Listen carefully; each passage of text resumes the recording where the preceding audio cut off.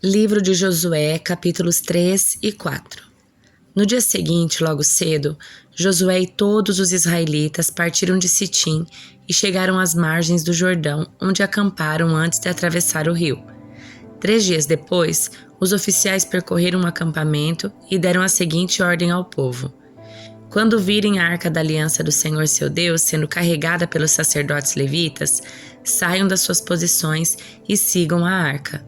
Tenham o cuidado de ficar cerca de 1 quilômetro atrás dela. Não se aproximem demais. Assim vocês saberão por onde ir, pois nunca passaram por este caminho. Então Josué disse ao povo: purifiquem-se, pois amanhã o Senhor fará grandes maravilhas entre vocês. Pela manhã, Josué disse aos sacerdotes: levantem a arca da aliança e conduzam o povo para o outro lado do rio. Eles levantaram a arca da aliança e foram à frente do povo. O Senhor disse a Josué: hoje começarei a fazer de você um grande líder aos olhos de todo Israel. Eles saberão que eu estou com você, assim como estive com Moisés. Dê a seguinte ordem aos sacerdotes que carregam a arca da aliança: quando chegarem junto às margens do Jordão, parem exatamente ali. Então Josué disse aos israelitas: aproximem-se e ouçam o que diz o Senhor seu Deus. Hoje vocês saberão que o Deus vivo está entre vocês. Ele certamente expulsará os cananeus, hititas, heveus, ferezeus, girgazeus, amorreus e jebuseus de diante de vocês. Vejam, a arca da aliança que pertence ao soberano de toda a terra os conduzirá para o outro lado do Jordão. Escolham agora 12 homens das tribos de Israel, um de cada tribo. Os sacerdotes levarão a arca do Senhor, o soberano de toda a terra. Assim que os seus pés tocarem as águas do Jordão, a correnteza será interrompida rio acima. As águas se levantarão como um muro. O povo deixou o acampamento para atravessar o Jordão, e os sacerdotes que levavam a arca da aliança foram à frente deles. Era a estação da colheita, e o Jordão transbordava sobre as margens. Assim que os sacerdotes que levavam a arca puseram os pés na água junto às margens do rio, a correnteza acima daquele ponto foi interrompida e começou a se acumular uma grande distância de lá, perto da cidade chamada Ada, nos arredores de Jaretã. E a água abaixo daquele ponto correu para o Mar Morto até o leito do rio secar. Então todo o povo atravessou em frente da cidade de Jericó. Os sacerdotes que levavam a arca da aliança do Senhor ficaram parados no meio do leito do rio em terra seca, enquanto o povo passava. Esperaram ali até que todo Israel tivesse atravessado o Jordão em terra seca. Quando todo o povo havia atravessado o Jordão, o Senhor disse a Josué: escolha 12 homens, um de cada tribo, e dê a eles as seguintes ordens: peguem 12 pedras do local onde os sacerdotes estão parados no meio do rio.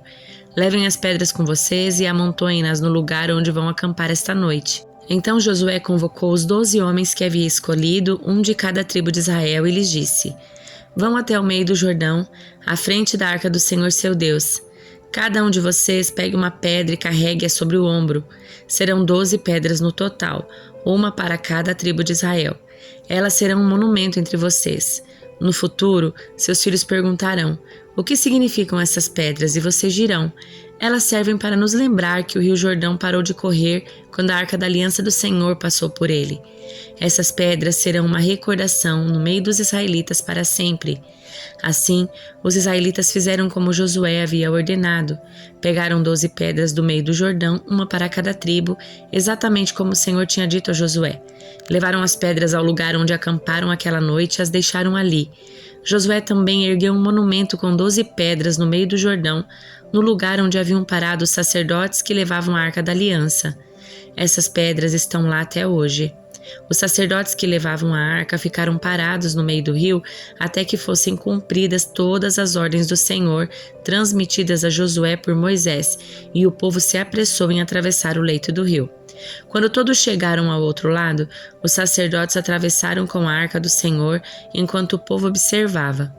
Os guerreiros da tribo de Ruben e Gade e da meia tribo de Manassés atravessaram à frente dos israelitas, armados conforme Moisés havia instruído. Esses homens, cerca de 40.000, estavam armados para a guerra, e o Senhor ia com eles enquanto avançava para a planície de Jericó. Naquele dia, o Senhor fez de Josué um grande líder aos olhos de todo Israel, e eles o respeitaram enquanto ele viveu, como haviam respeitado Moisés. o Senhor disse a Josué: ordene aos sacerdotes que levam a arca da aliança que saiam do meio do rio. Então Josué ordenou: saiam do meio do rio. Assim que os sacerdotes que levavam a arca da aliança do Senhor saíram do leito do rio e pisaram em terra seca, a água do Jordão voltou a fluir e transbordou sobre as margens como antes. O povo atravessou o Jordão no 10º dia do 1º mês e acampou em Gilgal, a leste de Jericó. Foi ali em Gilgal que Josué ergueu um monumento com as 12 pedras tiradas do Jordão. Então Josué disse aos israelitas: no futuro, seus filhos perguntarão: o que significam estas pedras? E vocês dirão: aqui o povo de Israel atravessou o Jordão a pés enxutos, pois o Senhor seu Deus secou o rio diante dos seus olhos e o manteve seco até que todos vocês atravessassem, como fez com o Mar Vermelho quando secou, até que todos nós tivéssemos atravessado. Fez isso para que todas as nações da terra saibam que a mão do Senhor é poderosa e para que vocês temam o Senhor seu Deus para sempre. Livro de Jó, capítulo 17. Meu espírito está quebrado e minha vida quase apagada. O túmulo está pronto para me receber. Estou cercado de zombadores, seus insultos estão sempre diante de mim. Dá-me garantia de que me defenderás, ó Deus, pois ninguém mais tomará meu partido. Fechaste a mente deles para o entendimento, mas não permitas que triunfem. Traem os amigos em benefício próprio. Deixa que os filhos deles desfaleçam de fome. Deus me transformou em motivo de zombaria. As pessoas cospem em meu rosto. Meus olhos estão inchados de tanto chorar. Sou apenas sombra do que já fui. Os virtuosos ficam horrorizados quando me veem e os inocentes se levantam contra os ímpios. Os justos prosseguem em seu caminho e os de mãos limpas se fortalecem cada vez mais. Quanto a vocês, voltem com um argumento melhor. Ainda assim não encontrarei sábio algum no seu meio. Meus dias chegaram ao fim. Minhas esperanças se foram. Os desejos de meu coração não se realizaram. Esses homens dizem que a noite é dia, afirmam que a escuridão é luz. E se eu descer à sepultura e arrumar minha cama na escuridão? E se eu chamar o túmulo de pai e o verme de mãe ou irmã? Onde está então minha esperança? Há alguém que possa encontrá-la? Não. Minha esperança descerá comigo à sepultura. Descansaremos juntos no pó. Livro de Atos, capítulo 7. O testemunho de Estevão diante do conselho. Então o sumo sacerdote lhe perguntou: estas acusações são verdadeiras? Estevão respondeu: irmãos e pais, ouçam-me. O Deus glorioso apareceu a nosso antepassado Abraão na Mesopotâmia, antes de ele se estabelecer em Harã, e lhe disse: deixe sua terra natal e seus parentes e vá para a terra que eu vou lhe mostrar.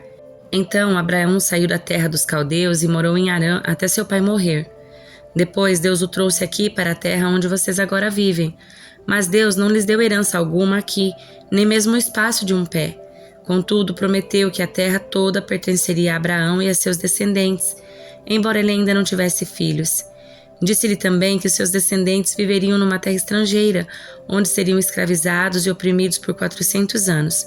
Mas Deus disse: eu castigarei a nação que os escravizar, e por fim sairão dali e me adorarão nesse lugar. Naquele tempo, Deus deu a Abraão a aliança da circuncisão. Assim, quando seu filho Isaque nasceu, ele o circuncidou no 8º dia. Essa prática continuou quando nasceu Jacó, filho de Isaque, e quando nasceram os 12 filhos de Jacó, os patriarcas de Israel. Os patriarcas tiveram inveja do seu irmão José e o venderam como escravo para o Egito. Mas Deus estava com ele e o livrou de todas as suas dificuldades. Deus concedeu a José favor e sabedoria diante de Faraó, rei do Egito, e o Faraó o nomeou governador de todo o Egito e administrador do seu palácio. Então veio uma fome sobre o Egito e sobre Canaã. Houve grande aflição e nossos antepassados ficaram sem comida. Jacó soube que ainda havia cereal no Egito e enviou seus filhos, nossos antepassados, para comprarem alimento. Da segunda vez que foram, José revelou sua identidade a seus irmãos e os apresentou ao Faraó. Depois José mandou trazer para o Egito seu pai Jacó e todos os seus parentes, 75 pessoas ao todo. Assim Jacó foi para o Egito e ele morreu, bem como nossos antepassados. Seus corpos foram levados para Siquém e sepultados no túmulo que Abraão havia comprado por um certo preço dos filhos de Amor. Aproximando-se o tempo em que Deus cumpriria sua promessa a Abraão, nosso povo se multiplicou grandemente no Egito. Então subiu ao trono do Egito um novo rei que nada sabia a respeito de José. Esse rei explorou e oprimiu nosso povo, forçando os pais a abandonarem seus filhos recém-nascidos para que morressem. Por essa época nasceu Moisés, um bebê especial aos olhos de Deus. Seus pais cuidaram dele em casa por 3 meses. Quando tiveram de abandoná-lo, a filha de Faraó o adotou e o criou como seu próprio filho. Moisés foi educado com toda a sabedoria dos egípcios e era poderoso em palavras e ações. Certo dia, estando Moisés com 40 anos, resolveu visitar seus parentes, o povo de Israel. Ao ver um egípcio maltratando um israelita, defendeu o israelita e o vingou, matando o egípcio. Imaginou que seus irmãos israelitas entenderiam que ele havia sido enviado por Deus para resgatá-los, mas isso não aconteceu. No dia seguinte, visitou-os novamente e viu 2 homens de Israel brigando. Tentando agir como pacificador, disse a eles: Homens, vocês são irmãos, por que brigam um com o outro? Mas o homem que era culpado empurrou Moisés e disse: Quem o nomeou líder ou juiz sobre nós? Vai me matar como matou o egípcio ontem? Quando Moisés ouviu isso, fugiu e foi viver como estrangeiro na terra de Midian. Ali nasceram seus 2 filhos. 40 anos depois, no deserto, próximo ao Monte Sinai, um anjo apareceu a Moisés nas chamas de um arbusto que queimava. Quando Moisés viu aquilo, ficou admirado. Aproximando-se para observar melhor, ouviu a voz do Senhor que disse: Eu sou o Deus dos seus antepassados, o Deus de Abraão, de Isaque e de Jacó. Moisés tremia de medo e não tinha coragem de olhar. Então o Senhor lhe disse: Tire as sandálias, pois você está pisando em terra santa. Por certo, tenho visto a aflição do meu povo no Egito. Tenho ouvido seus gemidos e desci para libertá-los. Agora vá, pois eu o envio de volta ao Egito. Era esse o mesmo Moisés que o povo havia rejeitado quando lhe perguntaram: Quem o nomeou líder e juiz? Por meio do anjo que apareceu a Moisés no arbusto em chamas, Deus o enviou para ser líder e libertador. Assim, com muitas maravilhas e sinais, ele os conduziu para fora do Egito pelo Mar Vermelho e pelo deserto durante 40 anos. Esse mesmo Moisés disse ao povo de Israel: Deus levantará para vocês um profeta como eu do meio do seu povo.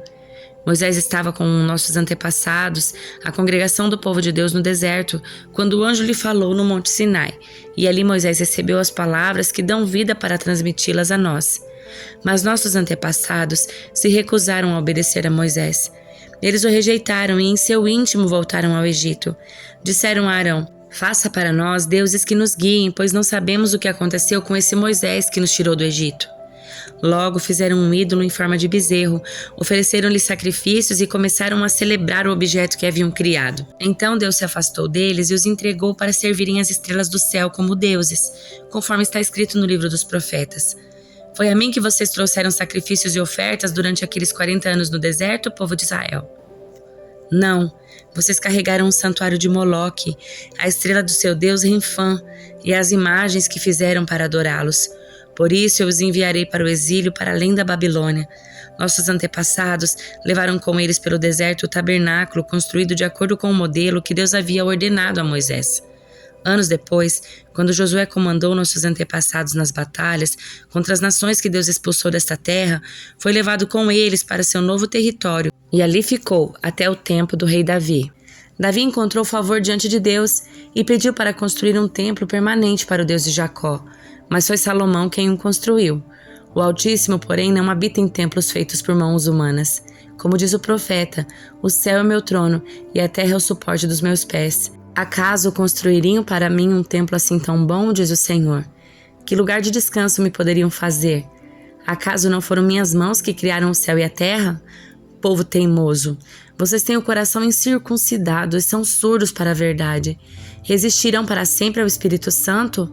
Foi o que os seus antepassados fizeram, e vocês também o fazem. Que profetas seus antepassados não perseguiram? Mataram até aqueles que predisseram a vinda do justo, a quem vocês traíram e assassinaram. Vocês desobedeceram à lei de Deus, embora a tenham recebido das mãos de anjos. Os líderes judeus se enfureceram com a acusação de Estevão e rangiam os dentes contra ele.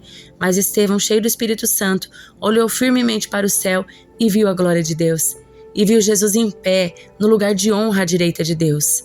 Olhem, disse ele, vejo os céus abertos e o Filho do Homem em pé, no lugar de honra à direita de Deus. Eles taparam os ouvidos e aos gritos lançaram-se contra ele. Arrastaram-no para fora da cidade e começaram a apedrejá-lo. Seus acusadores tiraram os mantos e os deixaram aos pés de um jovem chamado Saulo. Enquanto atiravam as pedras, Estevão orou: Senhor Jesus, recebe o meu espírito. Então caiu de joelhos e gritou: Senhor, não os culpes por este pecado. E com isso, adormeceu.